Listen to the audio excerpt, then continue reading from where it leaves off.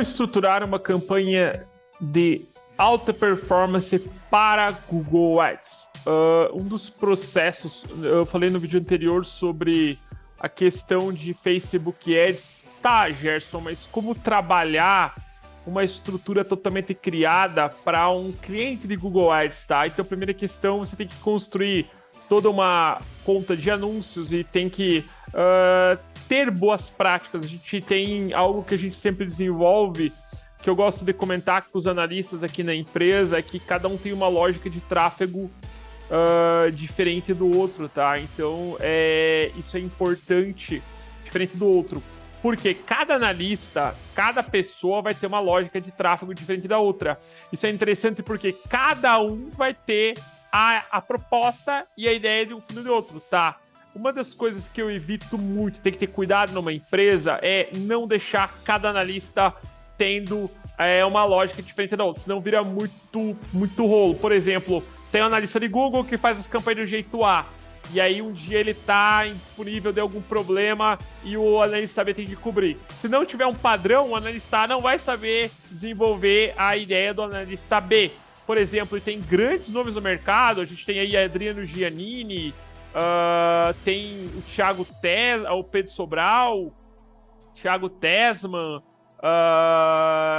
e outros, né, que a gente tem aí o Thiago Tesman, vários, Pedro Cabral, tem inúmeros aí que ensinam metodologias, tá?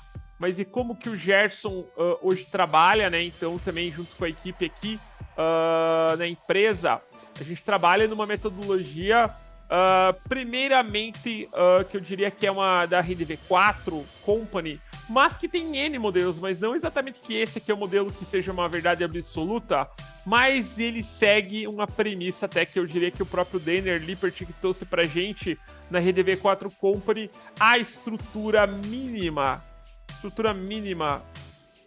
de Google Ads para funcionar, tá? Então, que todo cliente seja B2C ou B2B ou e-commerce para funcionar. E qual que é a primeira? Então, a primeira campanha, ela é institucional, ou o que a gente chama de blindagem de marca, tá?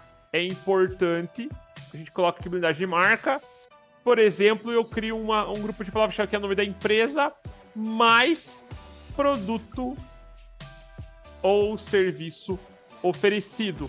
É aquele grupo de palavra-chave que você vai fortalecer a tua marca. Por exemplo, lá se você tem uma empresa aí que faz uma clínica odontológica XPTO, por exemplo, você vai ter lá clínica odontológica XPTO. Ou, por exemplo, clínica de odontologia XPTO.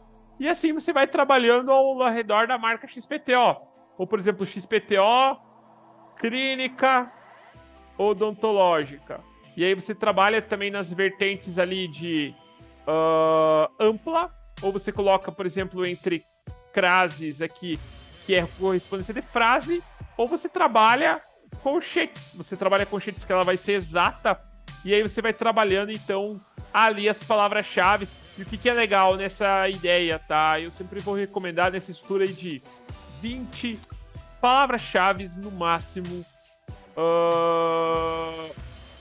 por conjunto de anúncios, tá?